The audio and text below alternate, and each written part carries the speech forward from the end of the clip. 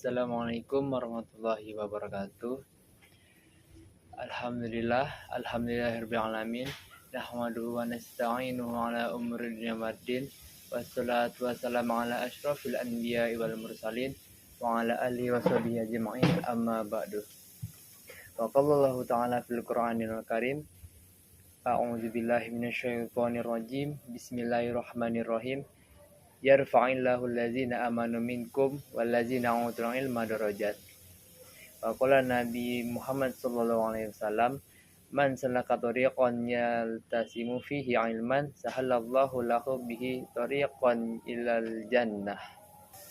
Yang terhormat kepada Bapak pengampu mata kuliah Ulumul Hadis, yakni Bapak Muhammad Irfan SHI MSy, izinkan saya mempresentasikan makalah dengan judul Kedudukan Hadis sebagai Sumber Ajaran Islam.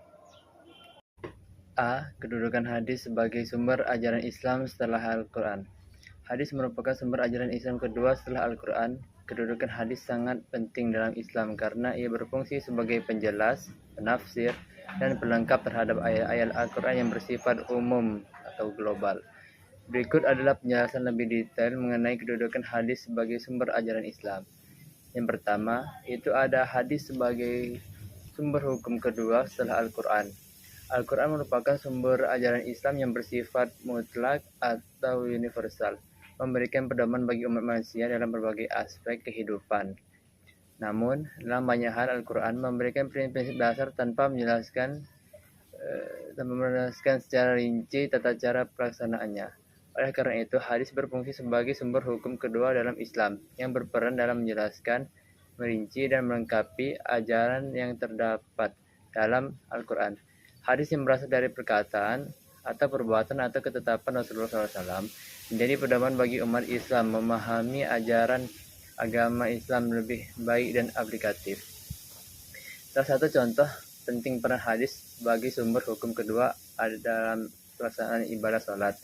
Al-Quran secara eksplisit memerintahkan umat Islam untuk mendirikan sholat, tetapi tidak memberikan rincian mengenai tata caranya.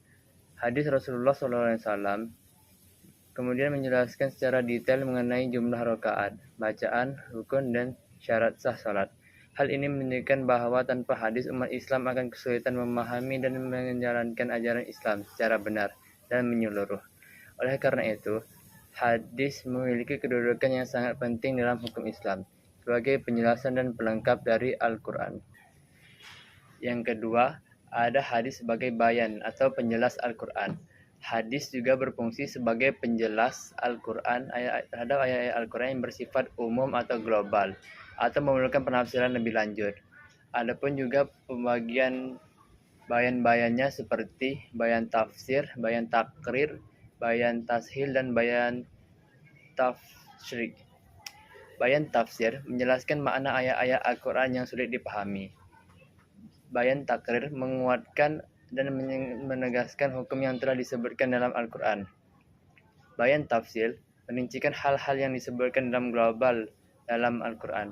Sementara bayan tasrik menetapkan hukum baru atau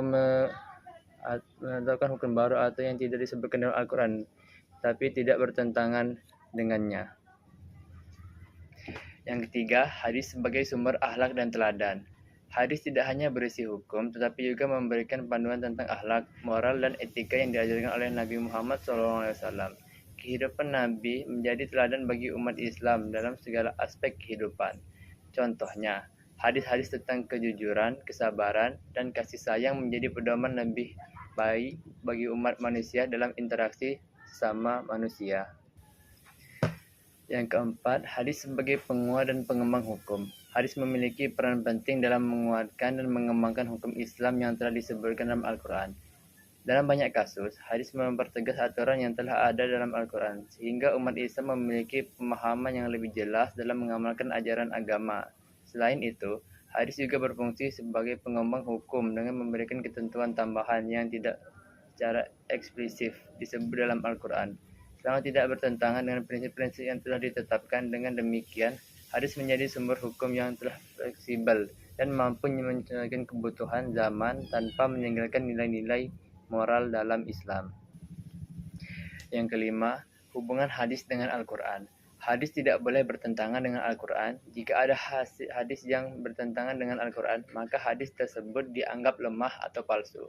Hadis dan Al-Quran saling melengkapi. Al-Quran memberikan prinsip-prinsip dasar, sedangkan hadis memberikan penjelasan yang sangat praktis. Yang keenam, kedudukan hadis dalam ijtihad. Hadis menjadi rujukan utama dalam proses ijtihad atau penelaran hukum setelah Al-Quran.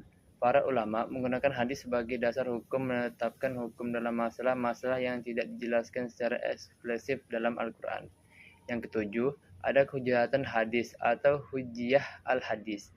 Hadis yang sahih atau valid memiliki keutamaan hukum yang wajib diikuti oleh umat manusia. Kehujatan hadis didasarkan pada perintah Allah dalam Al-Quran untuk mentaati Rasulullah SAW. Itu terdapat pada Quran Surah An-Nisa ayat 59. Kesepakatan ulama atau yang disebut dengan ijtima tentang kedudukan hadis sebagai sumber hukum. Contoh, hadis yang sahih tentang zakat fitrah menjadi dasar hukum wajibnya zakat fitrah bagi umat manusia. Yang kedelapan atau yang terakhir, yaitu jenis-jenis hadis dalam mempengaruhnya terhadap kedudukan. Hadis sahih ialah hadis yang memenuhi syarat-syarat kesahihan.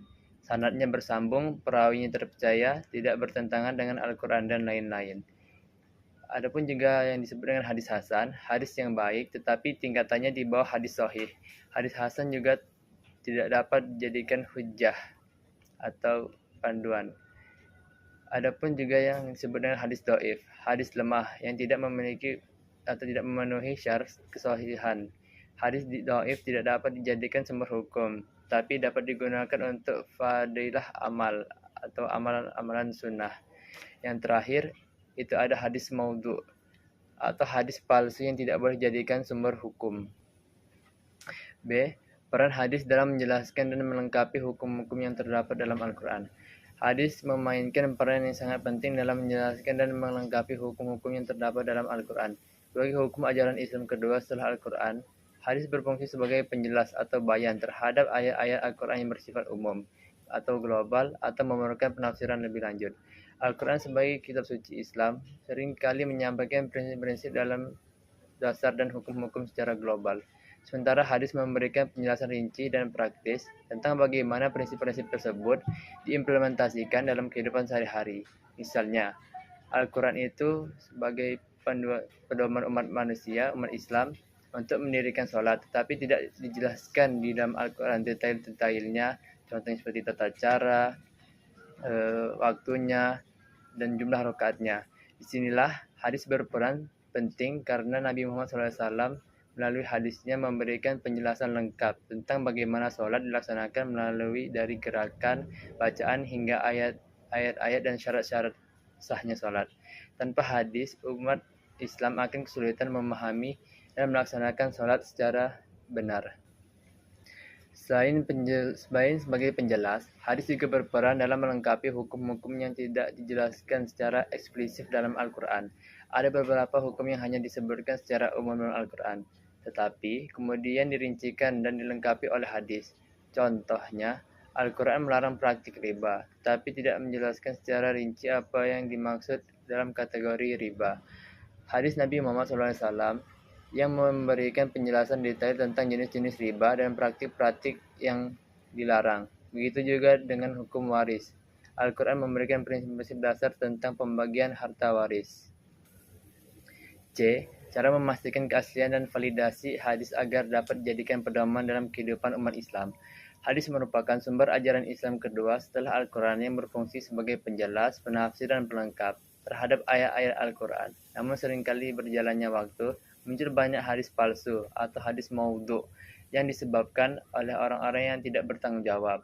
Hal ini menimbulkan kekhawatiran dalam umat Islam karena mengamalkan hadis yang tidak sahih atau hadis maudhu dapat menyebabkan kesalahan dalam beribadah dan beramal.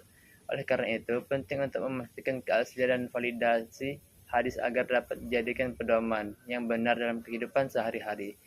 Proses verifikasi hadis telah dilakukan oleh ulama sejak masa awal Islam melalui ilmu mustalaf hadis yang mencakup kajian sanad atau rantai periwayat dan matan atau juga disebut dengan isi hadis. Dengan memahami cara memastikan keaslian hadis, umat Islam dapat terhindar dari kesalahan dan penyimpangan dalam memahami ajaran hadis. Oke, kesimpulan dari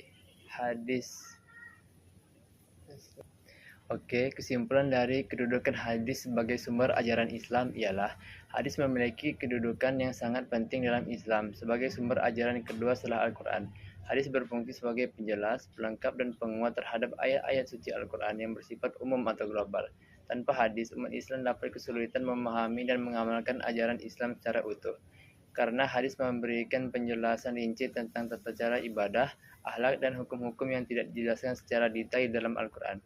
Dengan demikian, hadis dan Al-Quran saling melengkapi dan membentuk sistem ajaran Islam yang kompetitif dan aplikatif. Cukup sekian presentasi yang bisa saya sampaikan. Apabila ada tutur kata kurang sopan dan kata-kata yang kurang, mohon maaf. Wabillahi taufik wal hidayah. Wassalamualaikum warahmatullahi wabarakatuh.